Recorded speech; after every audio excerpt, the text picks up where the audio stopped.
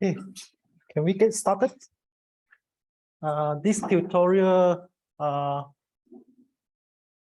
yeah, the sensors are just too sensitive. Huh? Keep blinking. It's a nuisance. It's just too smart.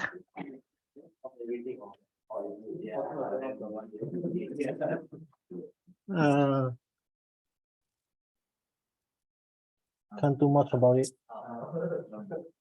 Can't do much about it. It's just too, I think the adjustments too sensitive. Okay, we'll live with it. Try to participate more actively so that you get distracted from it. Otherwise, we just. Okay, first question in this tutorial 3. How many of you don't know how to get started? Hands up, please. Okay, at least 1, 2, 3. Okay, so let's discuss how to get started. How do you get started? Maybe each group, you discuss how you get started. This group 2, group 3, group 4, group 5, group 6. Yeah, maybe 1, 2, 3, 4, 5, 6. Right? Okay. Oh, 1, 2, 3, 4, 5, 6. Yeah. Group 4, you have the most people. How would you get started? Can I have some opinion, group 4?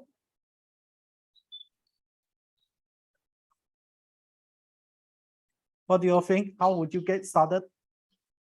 Draw, yeah, draw. Visualize is the most important thing. Huh? If you cannot visualize, you cannot solve. So let's draw. So what do you draw? What do you draw? Everyone know what to draw? Huh? Draw pancake, huh? Yeah, but draw pancake in 2D or in 3D? 3D, right? Must be in 3D, huh? Okay, so let's start with a 3D drawing, the 3 axis. So here's the x-axis coming towards me. Here's the y-axis, horizontal towards the right. And hence, by the right-hand rule, the z-axis will be going upwards for positive, right? All agree with that? Okay, then we draw in the 2 pancake. First one has negative charge density minus rho s, which I illustrate in red. Is placed in the xy plane. That means z equal to 0, centered at x0, y0, right? At the origin. Okay, so we draw in that. So this will means that you will cut the x-axis here at a value of a, and the negative with a x value of minus a, right? Y value here will be a, over this side will be minus a, right? Oh, can draw that circle. Huh? Okay, next we have the second plate, which is positively charged. It is directly above the red one. That means it's centered at x equal to 0, y equal to 0, but at the z value of d. Okay, so same radius, right? We draw that. Okay, that's the easy part. What's next? What's next? What do you do next? Okay, so this is the key, okay? Make sure you are able to abstract your problem into point source problem.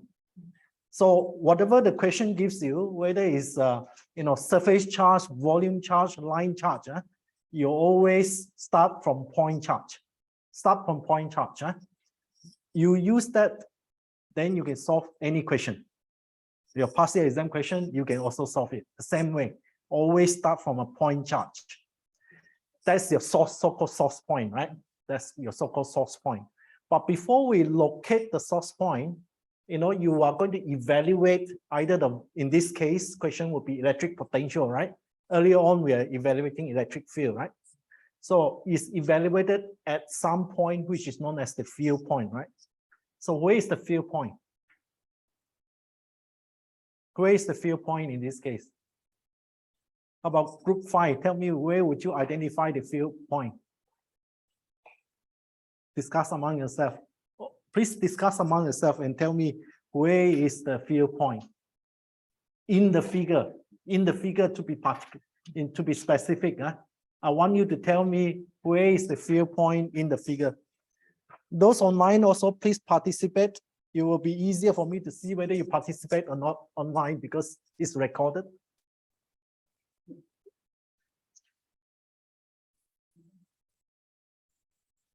Where do you identify the field point in your figure? No one is saying anything on the internet either.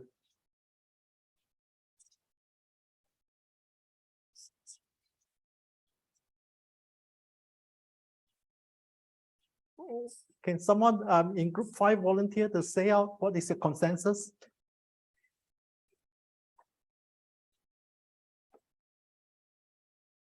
Or group 4 or group 1 here, you have also 3. Discuss among yourself. How would you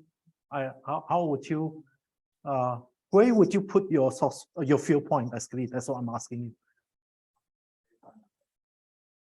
Arbitrary point on the z-axis. Okay, so so of course you are asked to evaluate it along the z-axis, right? So the question now is, should you put that z value above the blue, in between the blue and the red, this, below the red, this? Where should it be?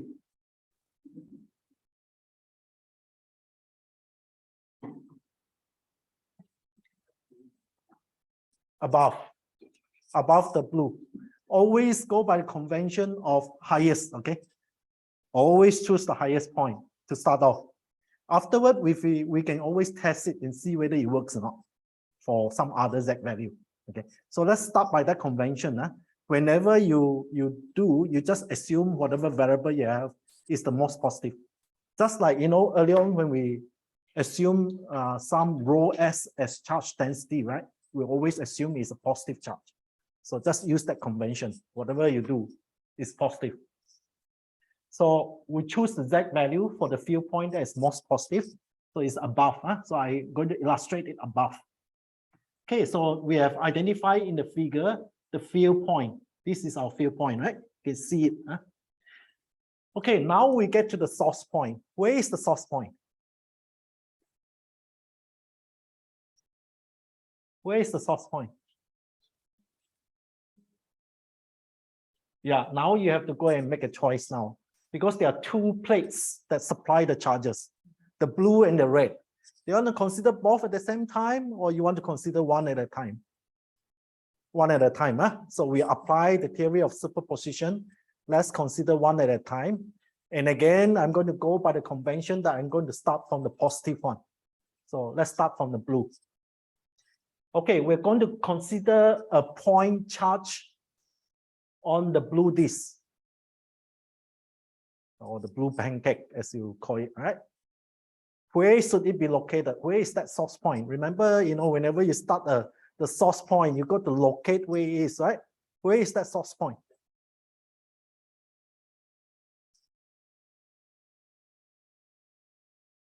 Where is that source point? It's up to you to choose, but you must choose wisely.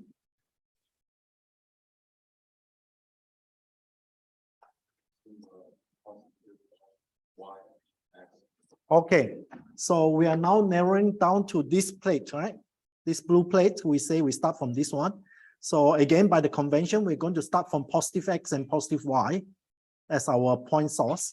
So somewhere in this quarter, so let's say this point here, this point charge here. Where is the location of that point charge? Give me the specific value of that point charge. The location, the coordinates of that point charge.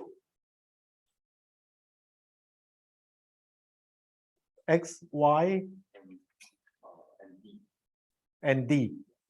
Okay, so now he's right, so he has decided to use X and Y as the coordinates, and Z, of course, on the blue plate is OD, right? All agree? It's not a variable anymore. But X and Y, you have to vary bounded by this equation. What's this equation in X and Y? Huh? X squared plus Y squared equal to A squared, right? That's your this equation basically. Okay, so if you do that way, you're going to solve it in it's more difficult to solve. So in other words, when we want to choose, when we need to now choose a coordinate system that will make the problem easier. So we have two to choose, right? In fact, three in general: Cartesian, cylindrical, spherical. Spherical is not in your syllabus, so choose one of the other two. So in this problem, do you want to use Cartesian, that means X, Y, Z, or do you want to use cylindrical? Cylindrical, right? Because the plate is a rounding, right? Okay, so if it's cylindrical, what is in place of X? How do you define cylindrical coordinates? R, which is the radial distance from the center. Next one. Phi, which is the angle measured from the positive x-axis. And then the third one, of course, is Z, the height. Okay, so where is the location of this? Is at some R value, little r value, is at some phi value that eventually we are going to vary so that we can cover all the charges on this disk. So in phi, we're going to vary from 0 to 2 pi, right? For R, we're going to vary from 0 to A, right? That's what we're going to vary, yeah? Okay, so that's the location of our point source. That's the location of our point source, right? So now we are in business to formulate the equation for a point charge, the electric potential of a point charge. Can someone tell me the equation for the electric potential of a point charge? Of course, the electric potential at that point Z, at that point 0, 0 Z that we have illustrated there, the field point. What's the electric potential equation?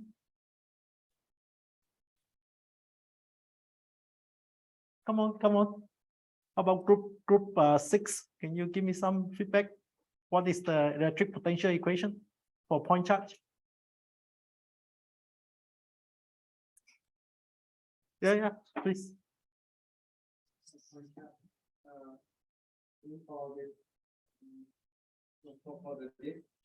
No, for point charge. Yeah.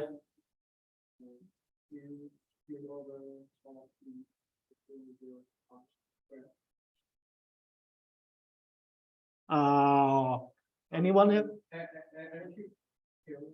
Not the electric field, electric potential. Q. Yeah, okay, good. You all hear that? Okay, if you cannot remember that, don't memorize, okay? Don't memorize anything. So never go and memorize, like, for example, the electric potential of a disk. That is no. Every exam question will change the geometry. So no point. What you need to do, if anything, is memorize the point charge. But you don't need to memorize. It's given to you. Here, in this equation here. Here, electric potential at any point is equal to 1 over 4 pi epsilon. That epsilon is epsilon r times epsilon naught. This, instead of this triple integral of over the volume of rho v dv, right? This whole thing, is basically your charge Q for point charge. So just your point charge Q divided by R. So same thing, if you need to derive the electric field from first principle, same thing, always start from point charge. So then, this triple integral V rho V dV again is just the charge Q. Okay, so now we have this equation, okay, for that point charge, 1/4 pi epsilon Q divided by R. What is the R value in this problem? Can you see what's the R value in this problem? How do you get A over 2? Go back to geometry. Go back to geometry. Yeah. Wait. Where is R? R is from the source point to the field point, right? So you can see visually here, is this length of this line. Of course, R as a vector in your E field is pointing in that direction, right? But in this case, for electric potential, we only need the magnitude of this. So you tell me what is this R magnitude? It's a magnitude of a hypotenuse of a right angle triangle, right? So you have to go in like that first and then up, right? So in like that is R. Up is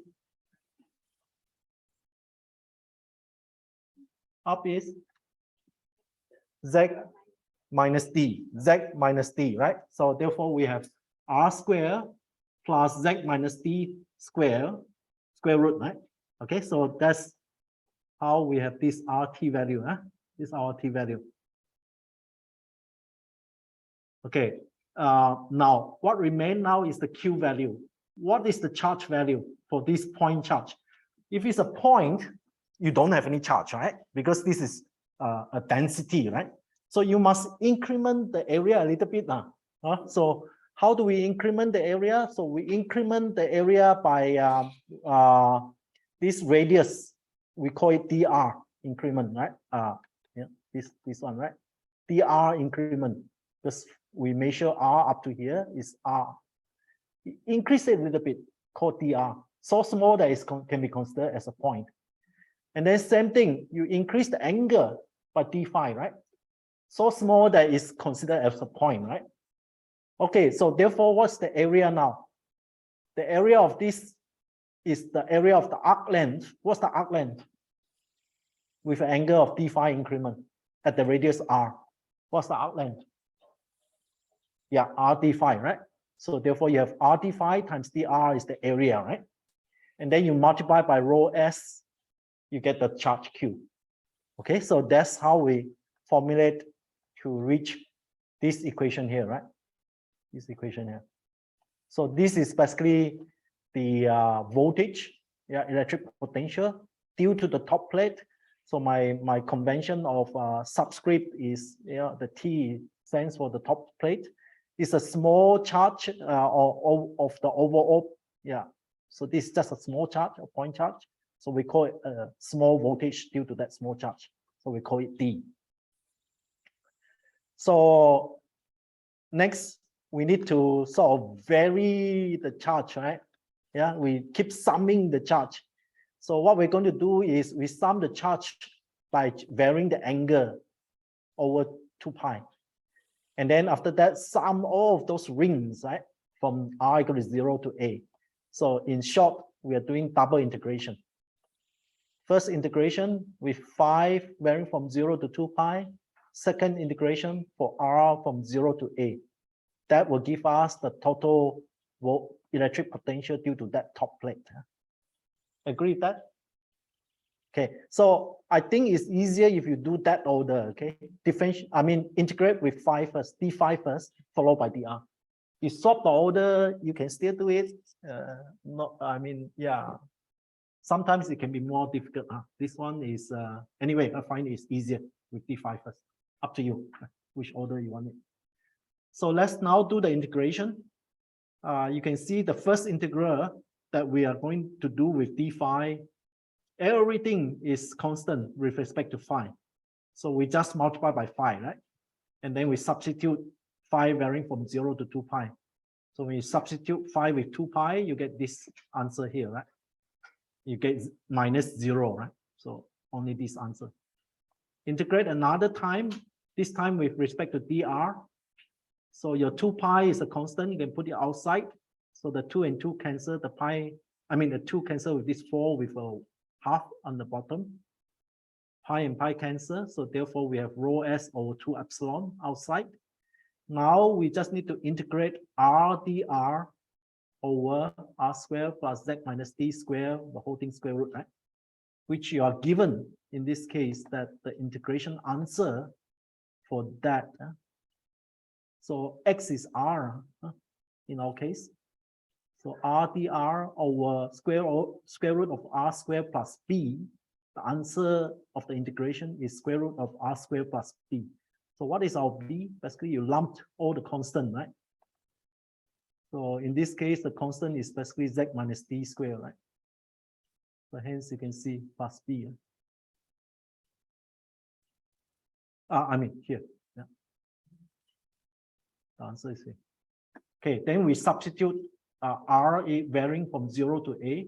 So when r equal to a, you get this expression. When r equal to 0, you get basically square root of z minus d squared. So when you take z minus d squared and then square root is basically the magnitude of it, right? Yeah. Is everyone okay with that? That's our electric potential due to the top plate, due to the top plate. Any questions on that? Okay, so having done that, what's next? We need to now go and ask ourselves, right? We started in this problem assuming our z value is above the blue plate. Now let's test. Had I formulated assuming the z value is in between the blue and red, what is the change? Can you all see the RT value would have changed, right? What's RT value now? R squared plus, what is this length now? If my z is somewhere here. Yes, it becomes d minus z, right? So you're going to ask yourself here in your answer here, if this is now z, instead of z minus d, this now becomes d minus z. Is the potential the same? Yeah, it's same, right? Because it's square root. Yeah. And the same here, right? This is z minus d. If it becomes d minus z, because its magnitude is the same, right? So therefore, we can convince ourselves that, hey, if my z is in between the blue and red, it still works, right? If to give me the same potential. So, okay. What if my z is below the red, down here in the negative z-axis? So what would be my RT now for that formulation? It'll be like, it'll still be this r squared plus this, right? So what's this length now? D up to here, then minus z, right? So become d plus z, right? So that is just z-axis coordinate. So when z is negative, we still minus it. Yes, yeah. So if you indirectly, you are going to substitute in this equation, your z is a negative value, right? So when you substitute z is a negative value here, you can then factorize that negative outside. It becomes z plus d, right? And that negative, when you square, is still plus 1. And that will then agree geometrically when you have a point under here, right? Because the total length here will be z plus d. Agree? So therefore, you tested, again, it works. Yeah, no problem with that. Is everyone following that? Can you all see that in the figure? So therefore, we convince ourselves, hey, this equation apply no matter what z value I have in that geometry. Okay, so after this, we're going to proceed to do the same kind of formulation, but this time we're going to formulate for the red disk, right? Agree? Yeah, we're going to need to find the potential for the red one, right? So we start off from the same field point here, so that we can superimpose both voltages at the same point, right?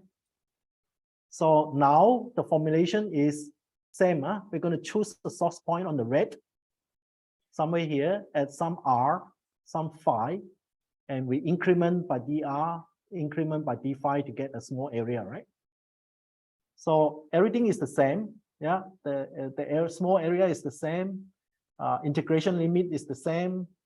The only difference is our R value, right? Which is from this source point all the way to this field point. So let me call that RB. What's the RB value? So you go in, this is R. Go up there is, yeah, just Z, right? Just Z. So in short, all you have to do is just in place of Z minus D is just Z, right? Yeah, instead of Z minus D, you just have Z, right, in your equation. So therefore you can see, yeah, the bottom plate, same equation. The charge now is minus rho S. So minus rho S over 2 epsilon. In place of this Z minus D, basically I have Z. Yeah, same thing here. The magnitude here also I have Z. All agree with that? Okay, so you can see the power of formulating from a point charge for any geometry. It's always just repeating and repeating from there. Make sure you know how to do it from there. Don't memorize anything. Then you can solve all the passing exam questions if you master this.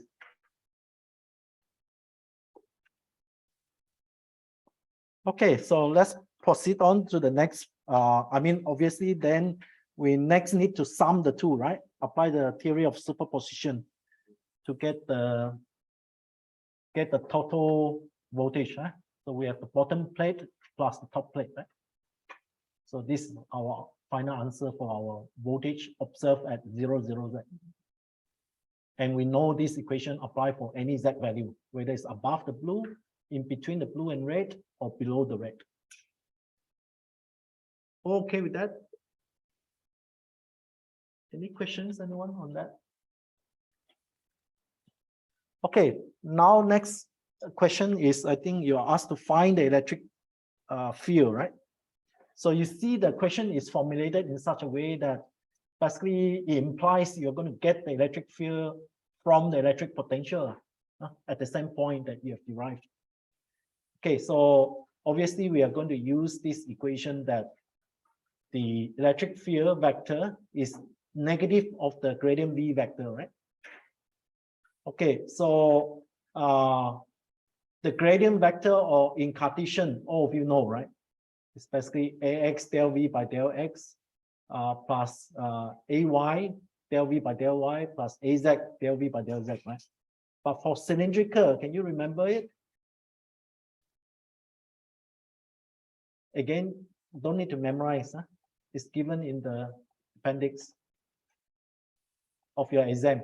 So I strongly advise you to download this appendix of your exam, which is in your NTU Learn, and keep using it so that you know how to interpret it quickly.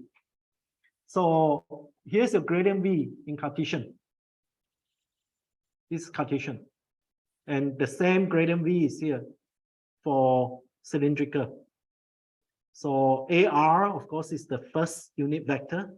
This del V by del R, very similar to like the X component. The Z also very similar. This AZ del V by del Z is the same, in fact. Right?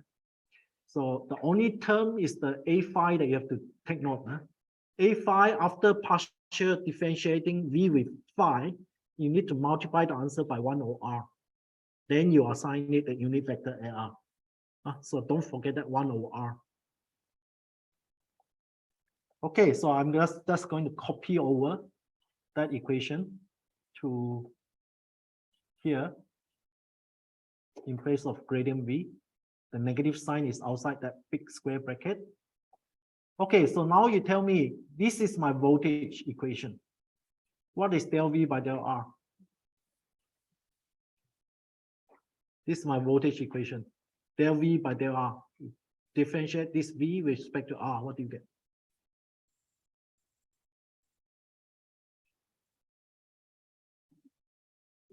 0. All agree? 0, right? It's not a function of R. So therefore, no AR component. What about del V by del phi? Also 0. No A phi component. So I just need to concentrate on del V by del Z, right? Okay, so differentiate this first term with respect to Z. How many of you can do the chain rule in your head? How many of you cannot do the chain rule on in your head? Hands up, please. Okay, a few of you. So what do you do if you can't do it in your head? Well, just write it out now. Write out the chain rule. So how do you use the chain rule in this case?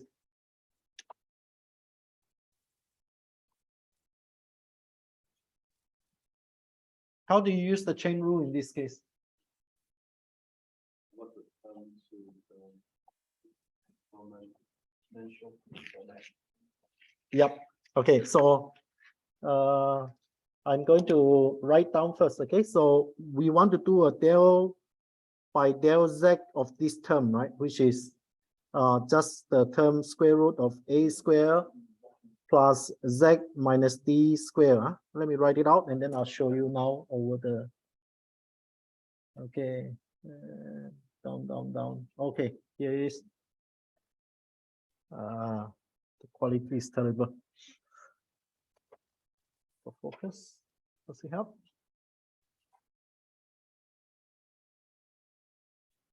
Doesn't help. The quality of this is really bad. This visualizer.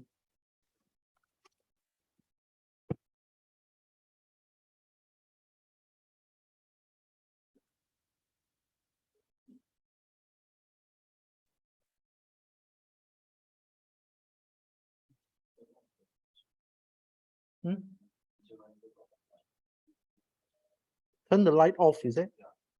It's better, is it?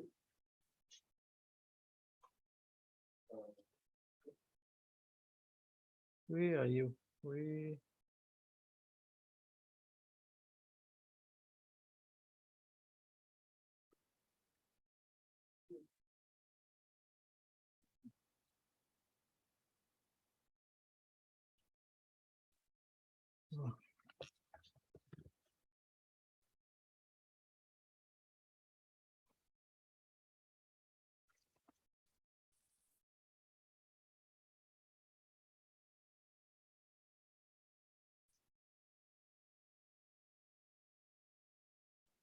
I can't see anything.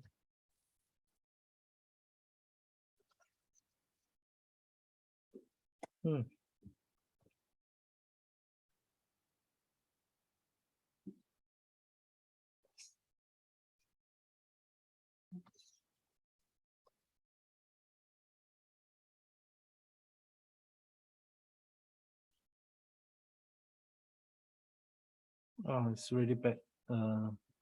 No, okay, I have to make do with trying to describe to you.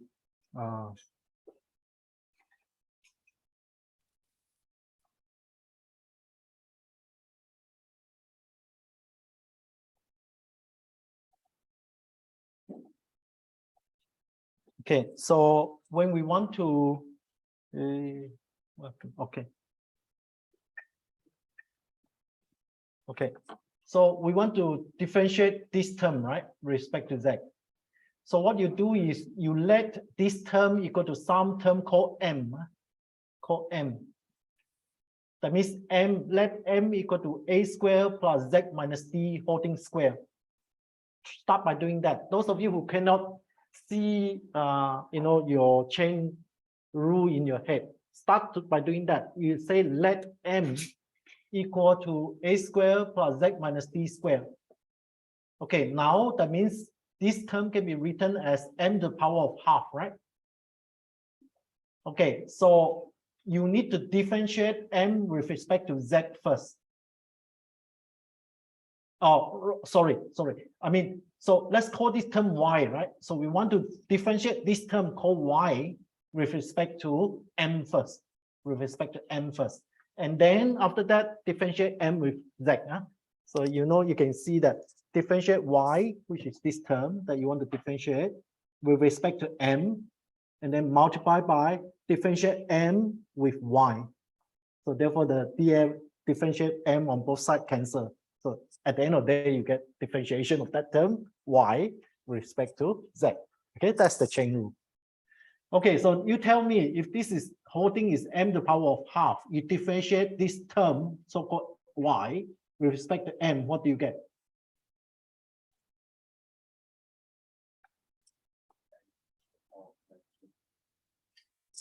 Yes, exactly. Half m to the power of minus half. Can you see that? I mean, if you write, I wish I could write on my visualizer, but my visualizer in this case is so poor that you won't be able to see it. Okay, anyway, so you can see that that's why I have this term here, half. This is my m to the power of minus half. Okay, next we need to differentiate m, which is inside here, right? With respect to z. So you differentiate a squared with respect to z. What do you get? 0. You differentiate z minus d squared with respect to z. What do you get? Z minus d squared. You differentiate with respect to z. What do you get? 2 bracket z minus d, right? If you can't see that, you have to do your chain rule again. Yeah, you have to do your chain rule again, basically, if you can't see that. Okay, so that's why I have this. Okay, so that's how I get the differentiation of this term equal to this. Okay, next we're going to have a minus sign, and then we're going to differentiate this term. This is a bit more tricky now. How do you differentiate magnitude of z minus d? How many of you say the answer is 1? Hands up, please.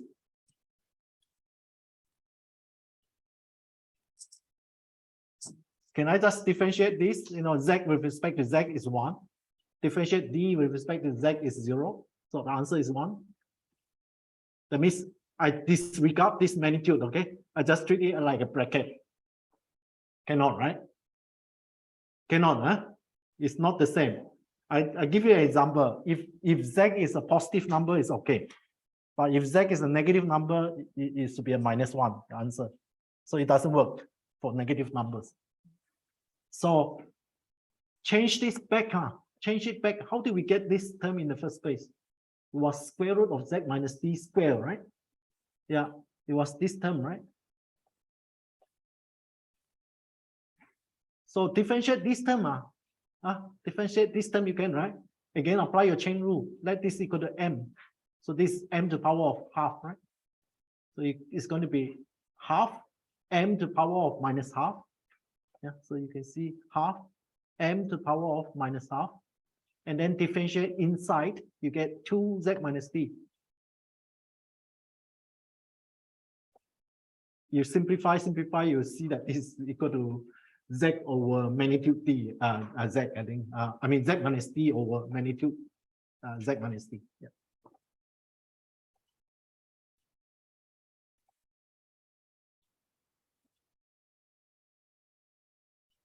Okay, so that is differentiating this term. Differentiating this term again is the same, right? I mean, yeah. So you apply your chain rule using this is m, you have half this whole term to the power of minus half, and then you differentiate inside, which is just 2z, right? So that's why you get this. And then the last term here, again, you have to convert back to this, to this square root of z squared. So again, this will be half this m, which is z squared to the power of minus half, and then times 2z, right?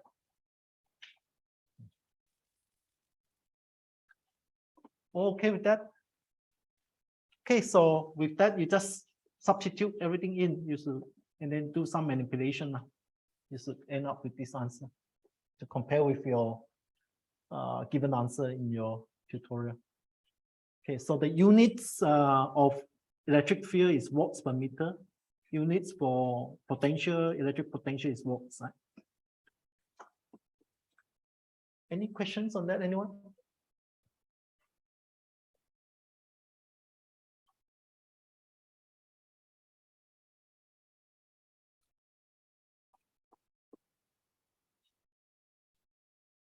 Okay, so we have solved question 1 already, right? Any other part in question 1? No more already. Okay, so now let's go on to question 2. Okay, can I have a hands up who don't know how to start question 2? So just go back to like how we solve question 1, okay? Start that way. Get a blank sheet of paper and start. Formulate your problem with point charge and field. So always start from formulating with a point charge. Okay, so let's do that together. Yeah, please actively participate, especially those of you who have not solved it. How many of you have already solved this and compare with the answer that is correct? Hands up, please. Half solved. You don't know how to compare with the answer, is it? The answer gives you in terms of H, right? Where is H in the first place? You see, the answer got H in there. Where is H? Huh? Where is H? If you don't know where is H, you can't compare the answer, right? Where is H? In this problem, where is in this figure, where is H?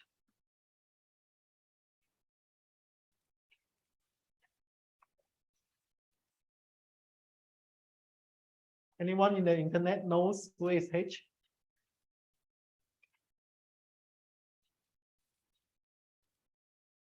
Hey, no one has solved this question and compare with the answer. That means, if you have, I think you would have gathered where is H. Have you solved it?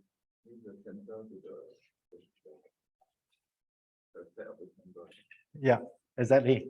H is the length, is actually the X location of this line, yeah, of this charge, line charge. So this problem can be decomposed in terms of 3 line charge, right? This one, which are called line number 1, line number 2, and line number 3. That's a 3 line charge. So you have to solve one at a time. Oh, Wendy, thank you, Wendy. Wendy can even say that H is equal to A over 2 square root 3. Do you agree with her? Equilateral triangle, the H value in terms of A. I thought it's over 4 square root 3. Over 2 square root 3? I'm not sure. Anyway, let's do it together. Okay.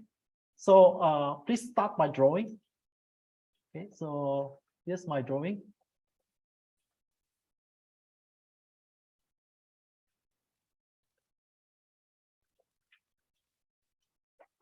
Okay, so I label this line number 1, I label this line number 2, I label this line number 3. In the usual X towards me, Y in the right parallel, horizontal, I mean, and then Z going up.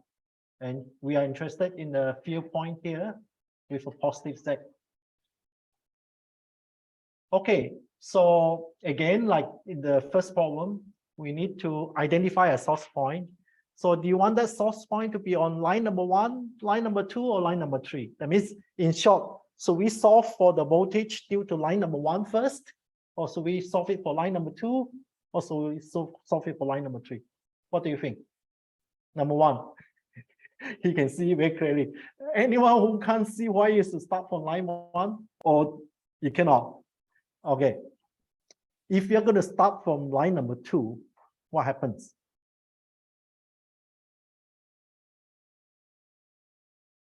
What happens? It becomes more difficult to calculate. Why? Because both X and Y value varies for line number 2.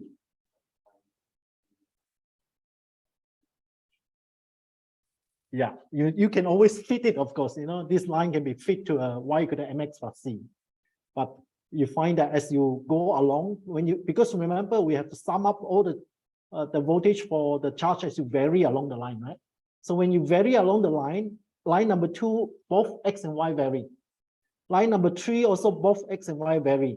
What about line number 1? Does X vary? No, it's always fixed as whatever value, you know, that is located at in X, right? Some fixed value, which we call H in this case. That is in fact where the H is, okay? It's fixed at some value H for this line, for X, but Y, of course, it will vary. What will Y vary from? Minus A over 2 to plus A over 2, right? That's how Y will vary. Okay, so that's the reason why we will start from line number 1. Yeah, you won't want to start from line number 2 or line number 3 because it's more difficult to solve. Yeah. Okay, so we are going to apply the theory of superposition. eventually to find the total voltage at this point, due to first the line 1 and then line 2 and then line 3. So now we're going to just concentrate for line 1. So we need to identify a source point along this line 1. So again, we need to choose positive X, positive Y value. So somewhere here. Yeah. So some positive Y value in this case. This line is already on fixed for X anyway. Okay, so we arbitrarily, I mean, this is a point that we choose, is coordinate. What is this coordinate? X value is H, fixed. Y value will be Y, that we're going to vary, is a variable. Z value is 0, right? All the 3 lines are lying on the XY plane. Okay, so once you have identified this source point, hey, now I can visualize where's my R already, right? Is the arrow pointing from this source point to the field point. So what is the value of R? Magnitude.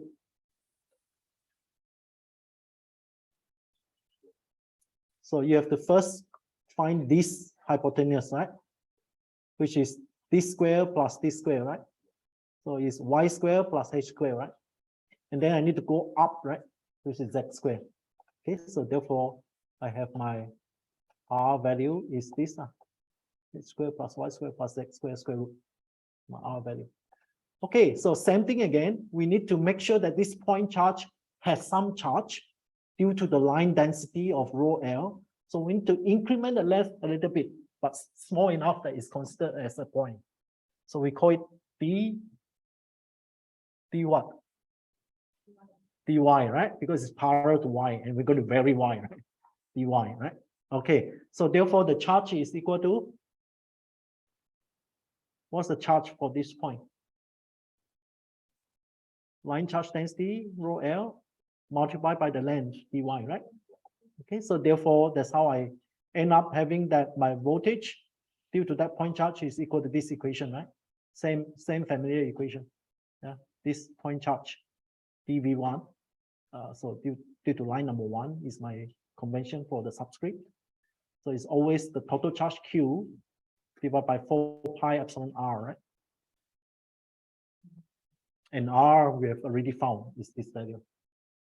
Okay, so now we put everything in, and then we integrate for y from minus a over 2 to plus a over 2. So that so-called integration is basically equivalent to summing the voltage due to all the point charges along this line, right? From this point to this point, right? So this will give us the total voltage due to that line number 1. So now we just need to do this integration. But fortunately, again, you are given how to integrate that. By the way, you go and try your past year exam question, also the same thing. Usually will give you the, like your tutorial, how that integration solution is. Okay, so integrate dy over square root of y squared plus b equal to ln of y plus square root of y squared plus b. Okay, so we're going to use that. By the way, there's a square root. I forgot here. This whole thing is half. It's the R value, right? It's half here. So integrate dy over square root of h squared plus y squared plus x squared. So that means you need to rewrite this as y squared plus h squared plus x squared is the constant, right? The b, right? This h squared plus x squared is your b. So therefore your answer is ln of your y plus square root of y squared plus your b, right? Okay, then substitute y equal to minus a over 2 to plus a over 2, and then you'll get this answer, right? Put a over 2 here, you get this. Put minus a over 2 here, you get this one, right? Okay, what's next?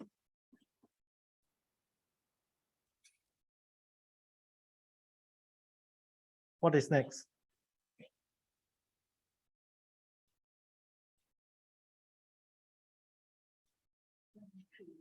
Times 3.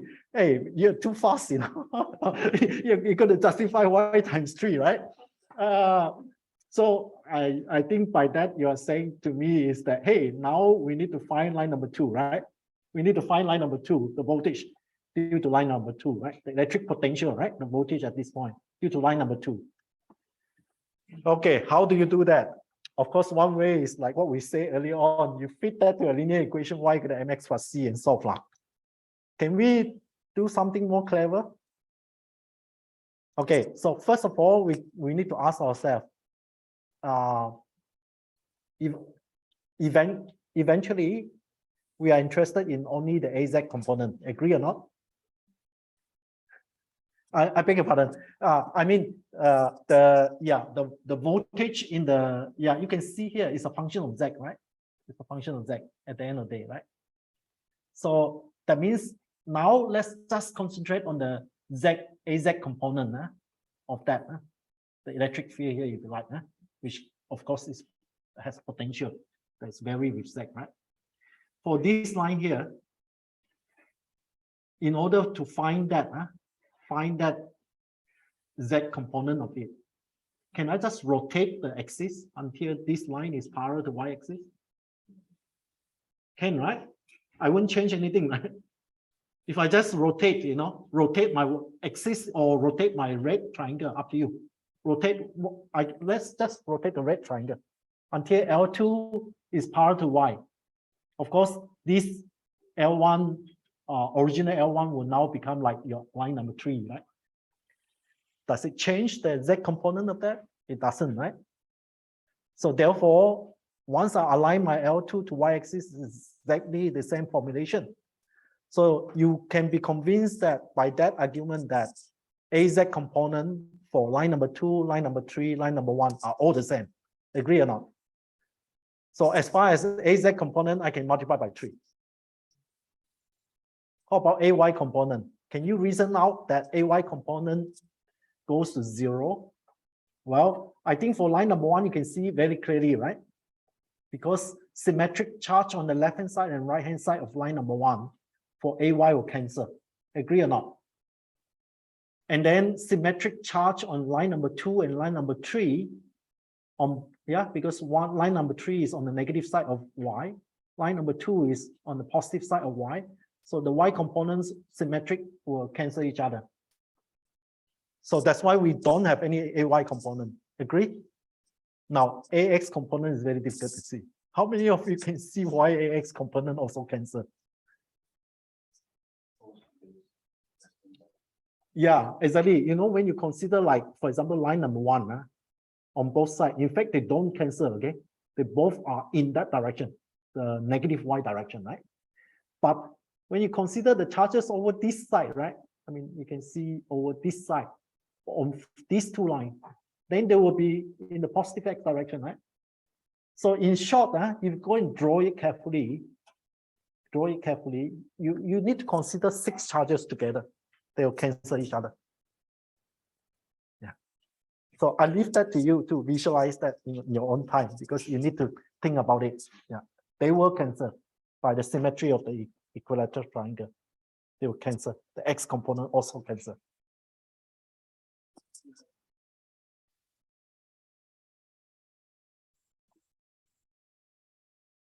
Okay, so in short, you can cite that you can cite to say because of symmetry, we have 3 times for the total voltage. 1 due to each of the line.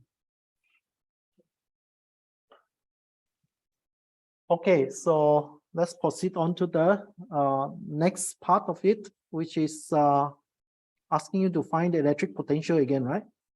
From after you found, find the electric field after you found the electric potential. So same equation we're going to use, negative gradient V. In this case, the gradient V is just, Cartesian coordinates. So this is the equation. So again, you look at the V equation earlier on, it's not a function of X, not a function of Y, it's just a function of Z, right? So we only have this component. So we need to differentiate one term at a time, right? Differentiate this term first with respect to Z. So how you differentiate this again is using chain rule. Let the whole thing inside this ln function to be m. So now you are just differentiating ln m. What's differentiation of ln m? 1 over m, right? 1 over m. And then you have to differentiate inside. So differentiate inside, this is 0. Differentiate inside here, again, you have to apply chain rule again, right? Let this whole thing be m, right? So now you have m to the power of half. So you have half m to the minus half, right? And then you differentiate inside this m, right? Which you get 2z, right? Okay, so that's how we get this, all these terms here.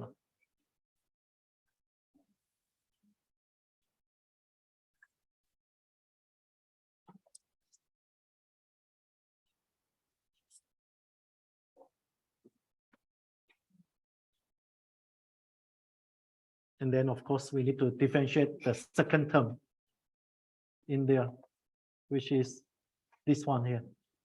So same thing again, you can see the whole thing is the same, except that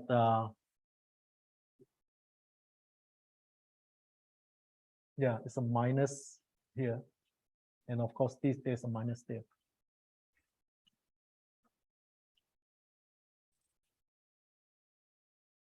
Okay, so our second term is this term here. You can see only the, the denominator here is instead of AO2 is minus AO2. The top is the same. Right? Any questions, anyone on this?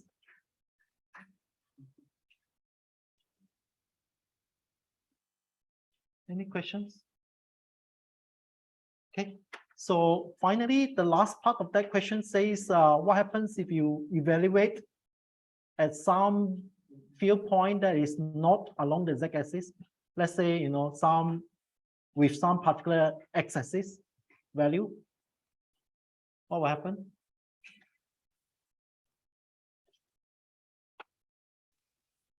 You'll find that you will have some ax component, right? And same thing, if you move along the y-axis, you have some ax component.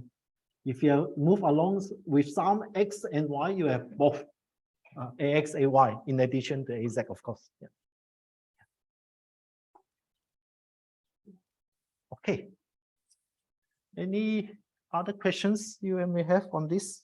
So maybe let's go and see, Wendy, how do you derive this? Let's.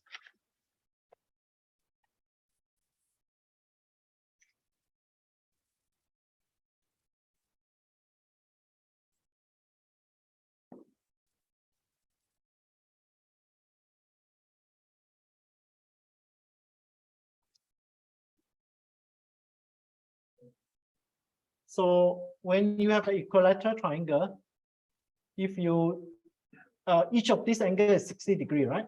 All agree with that? Each of these three angle is 60 degree, right? Because it's an equilateral triangle.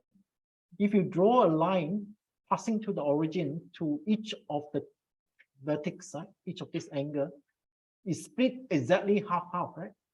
So 30 degree on each side, right? Same thing, if I draw a line here like that, it will be 30 degree each side, right?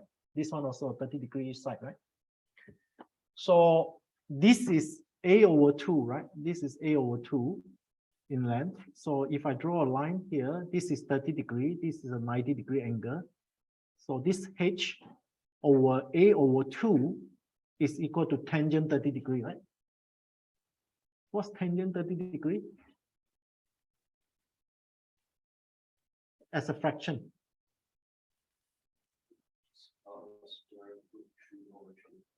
Over 3 or over 2? Yeah. Okay. Square root 3 over 3. Over 3 or over 2? Over 3. Okay, then I would figure out this way, okay?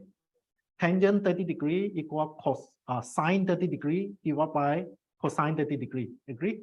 Tangent of an angle is sine divided by sine, cosine. Okay, so what's sine 30 degree? Half. Cosine 30 degree? There you go. So it's over 2, not over 3. Yeah. So I think if you do a bit, I think A is equal to A over 4 square root 3, I believe. I don't. You can do a quick manipulation. Anyway, Wendy, is that right, Wendy? How do you get? Yeah, okay, you agree with me, right? So yeah, I think it's A over 4 square root 3. Anyway, we don't need it. The answer is given in terms of H until the next week tutorial. Your next week tutorial is another equilateral triangle, right? Yeah, it's square root 3 over 2. No, it's square root 3 over 2. It is it? Square root 3 over 3. Yeah, Okay. right. Okay. Thank you. Okay, let's move on to the next tutorial. What do we need? Oh, before I go to the next tutorial, is there any question? Is it? I don't know. You have some question? Okay.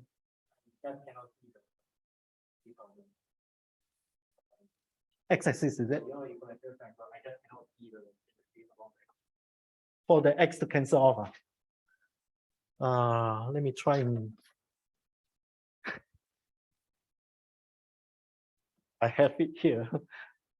Maybe how many of you wants me to cover this to see the symmetry? If not, I'll talk to you after this, because if all of you want to see it, the visualizer is not working. I have to copy this to my handphone, transfer it to my email, and then download it. How many of you want to see that? Yes, a few of you want to see that.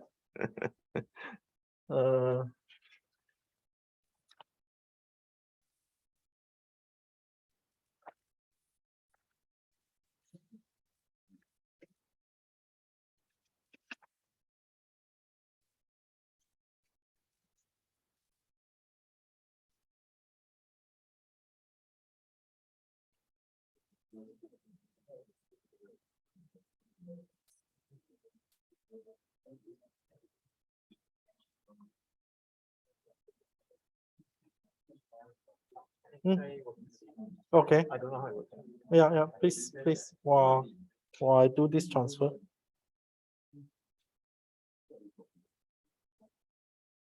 Its resolution is very bad. I think maybe just now if I switch to HDMI, maybe it could have been better. Now that I remember, it was on VGA.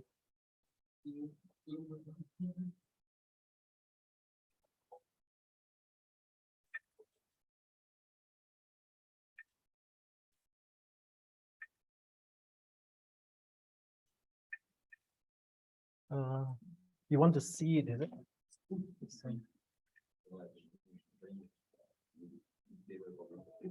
Okay, now it's on visualizer. It's coming up. Okay, let me switch over finally to the what to the visual HDMI. You maybe become better. Okay.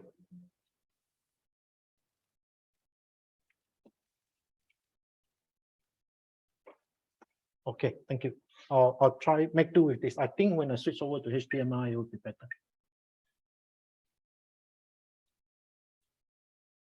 Okay. Oh.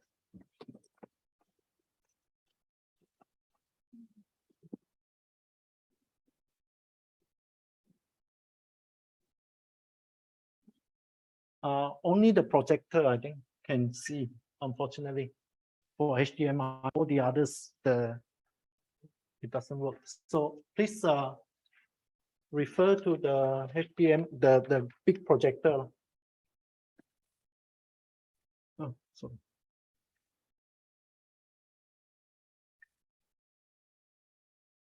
We can play off the lights on top of it. Off the lights on top of me, huh?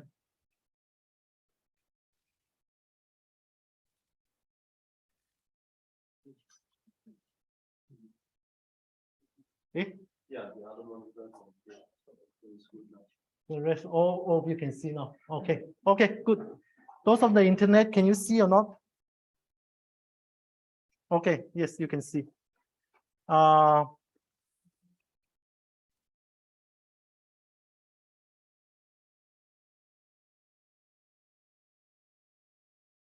Okay, so if you consider 6 charges, okay, 2 on this line, 2 on, so basically, you know, you have to sort of like, first of all, oh yeah, no, sorry, it's there already, right? This line here. Maybe let me redraw one more time.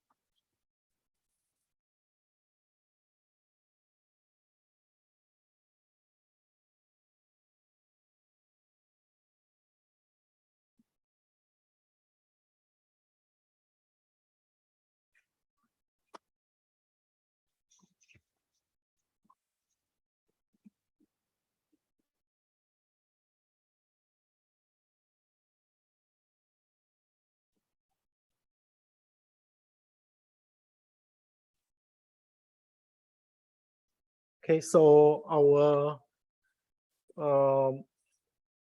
60 degrees. So if we draw like that, this will be exactly 30 degrees each. Same thing here. If we go that way, this will be exactly 30 degrees also. This is 30 degrees. And then this will cut at exactly halfway, right? Along this way, this will also cut halfway. This also halfway, right? It's minus a over 2 in y, a over 2 in y. So now, if you consider, trying to find a blue color. Where's my blue color? Yeah, that's my blue color. So if you consider a charge over here and charge over here, a charge over here, charge over here, charge over here, charge over here. 6 charges, okay? These two, these two, these two, they will cancel each other.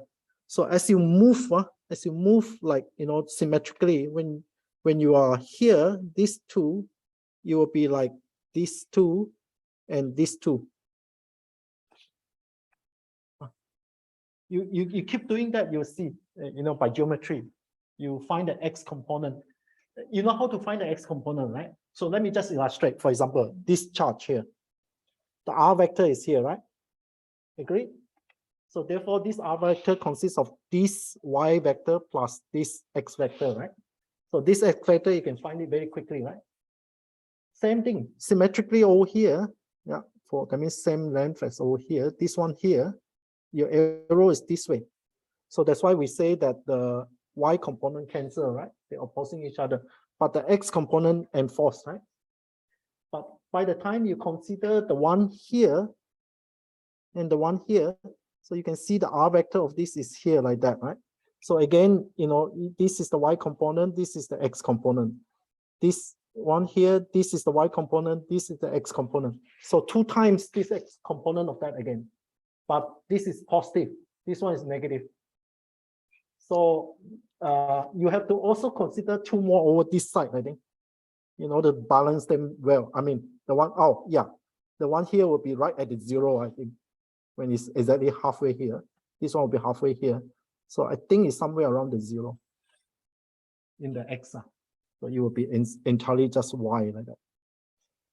So you work it out, you'll find that, hey, there is correct geometry, that as you slide those 6 charges across from the length of 0 to a over 2, they just cancel each other in the x. Can you all see that? Can you all see that?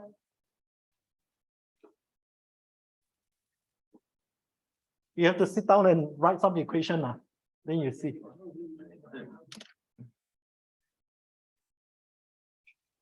You have to consider 6 charges altogether and vary over that length, sliding from a vertex to the center. That means varying over a length of 0 to a over 2. Try it. It will be too much for me to go and derive all this and show you. But I've already convinced myself that it is true.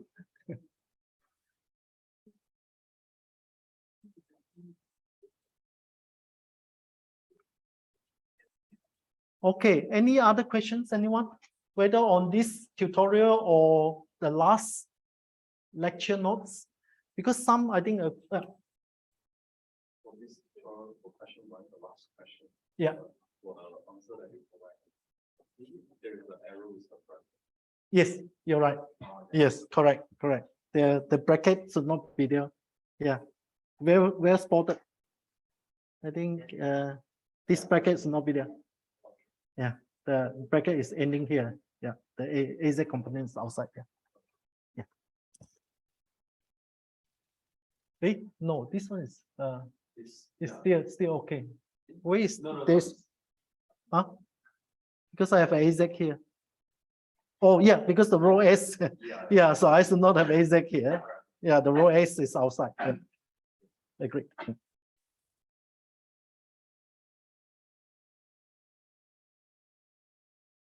Well spotted. Yeah. Thank you. Any other questions, anyone? Any questions on, I actually received email from someone about flux. You're the one who emailed, is it? Okay. So let's first talk about, I think what is flux? Total flux, right? Total flux. When we talk about total flux, what is in your head?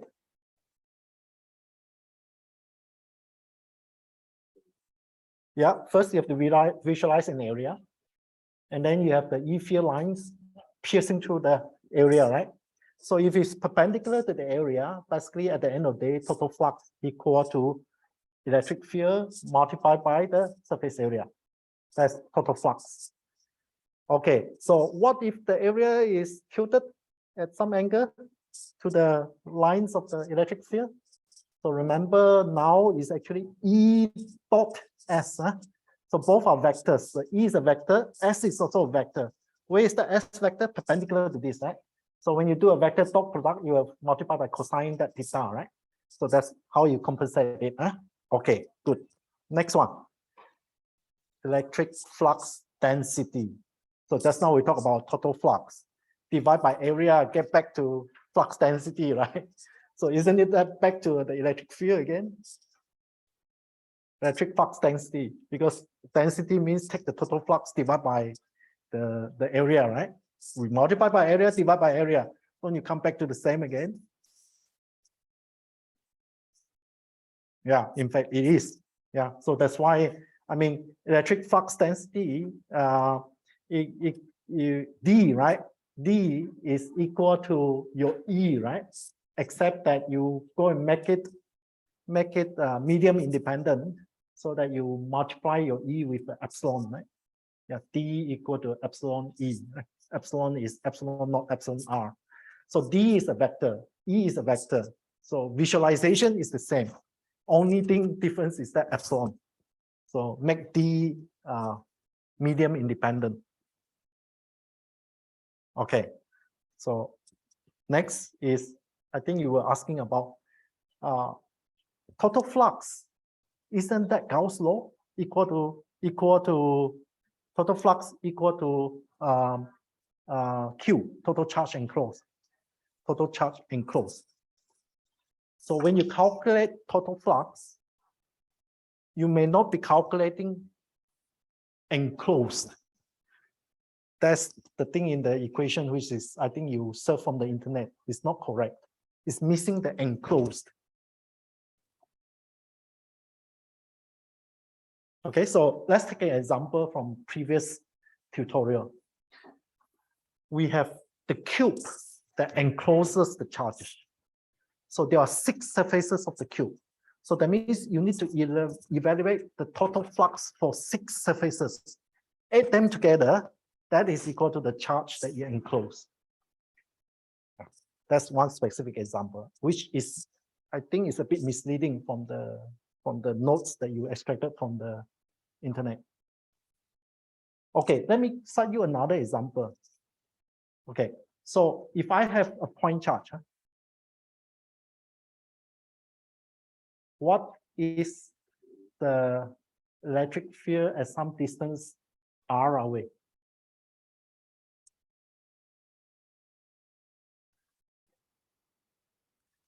I'm not asking you to go and use the exam appendix. derive it from Gauss' law.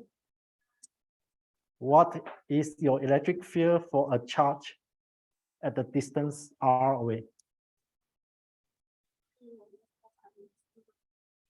Yeah. So how do you work this out is, oh, I know that this is a point charge who radiates E field O out, right? Radially from that, right? So that means the direction of my E field is AR, the spherical AR. All agree, right? Going out radially, AR. That's the unit vector in the direction of my E field. What's the magnitude of my E field? Apply closed surface enclosing that charge. So at the distance r away, what is the surface flux, total flux? At the distance r away, you agree that no matter which direction you are in the spherical coordinates, the magnitude of the E is the same, right? So therefore, if you remember back to the divergence theorem, you do a closed loop integral. So the closed surface in this case is basically the surface of a sphere, right? What's the surface area of a sphere? Radius r? Yeah. So you have 4 pi r squared. So therefore, quickly you can find out that actually your D, right? The so-called medium independent E field, D, is actually just your total charge across Q divided by your 4 pi r squared. And then the E field direction is AR. So now you can see your equation. You can see your equation in your appendix. Why is like that? This E field equation. This E field equation for point charge. Yeah, this triple V integral V rho V dV is your total charge. Yeah. AR is the vector direction. Okay, so just now we say it's D, okay? So what remains is you need to multiply by 1 over epsilon, right, to get the E. Is that okay now? Your questions, answer all your questions? Okay. How many of you have questions that you tried your, oh, by the way, I noticed many of you have not tried your Oasis practice question. So please don't wait, although I can see you put a big note there, oh, you have 90 days more, So maybe I should optimize and try and get 100 marks if I wait until 90 days later, I got more knowledge, right? Don't do that, okay? I'll give you full marks if you get 50%. I'll give you full marks if you get 50%, okay? I don't want you to just try anyhow try, but try to get some marks. I want to encourage you to try. That's what we want to do. Remember, it's only 10 marks for your continuous, your class participation. 10 marks only, You have 20 marks on your quiz. Make sure you go through those questions to help you for your quiz. It will help you for your quiz, which is 20 marks. Each quiz is 10 marks. Yeah. So please go and try. By now, you should complete up to week 3. Like I say, I'll give you full marks if you get 50%. Okay. Anything above 50%, I say full marks. I want to encourage you to try as soon as possible. Don't wait until the last moment. Everyone know what I'm referring to, huh? Okay. Okay, I think I stop here. I'll stop here. I think, okay, one last thing. What do you need to do next week tutorial? You'll notice next week tutorial, basically you need Biot-Savart's law. And the other thing is Ampere's law. So what you need is, in addition to last week lectures, the remaining slides, you need week 4, the first 2, 10-1 and 10-2. And again, my strong advice to you is start from source point, field point. So always start from a point when you use this, solve this kind of problem. Remember, you're going to use this equation. So start from a point. In this case, again, DL is your point, right? Your source point, your DL. And try and visualize the magnetic field. So go and visualize it, okay? Draw a cross-sectional view of it. Like, for example, this case, right? this case, right? You know, when you have a current going down a wire like that, your magnetic field is like that, right? So it's in the YZ plane, you know, or yeah, or XZ plane, right? Depending on which line you are, but always in the vertical plane, right? You know, your Z is going like that. So try and visualize it. Only when you visualize, then you can understand, hey, what way is those direction? Why is this, for example, DL vector cross R? Where is that direction? You know, that's to agree that it's in your YZ or XZ, basically in the Z axis direction. Yeah. Well, obviously that R is also visualized in the figure itself, right? Okay, I'll stop here. Yeah. So again, please stick to that. Huh? Draw something and work it out from first principle using this equation. This is Biot-Savart's law. This is Ampere's law.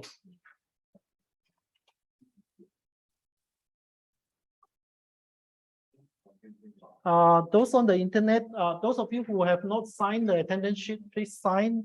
Those on the internet, let me make sure I capture all your names before you leave.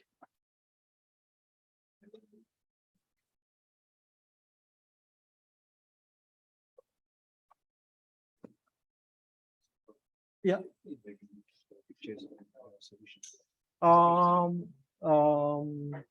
Actually, those that you saw, like all this, I will send to you. Yeah, I'll send you.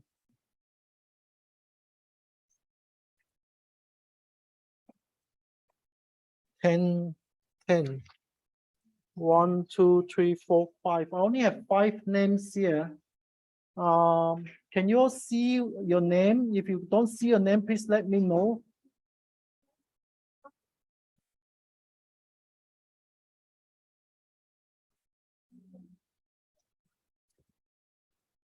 Type your name out in the chat, please, so that I know who is missing.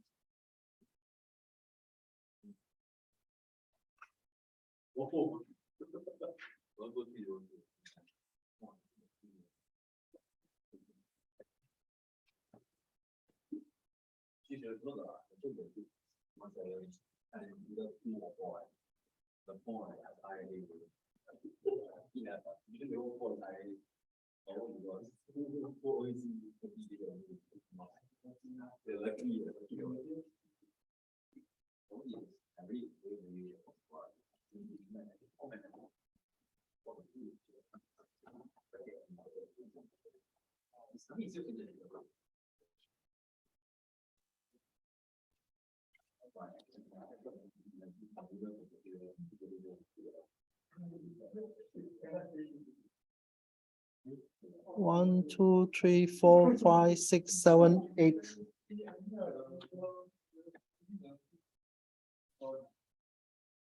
Okay, now I think I got everyone, 9, including myself. Okay. Any questions for those from the internet? If not, I'll end the session. See you next week.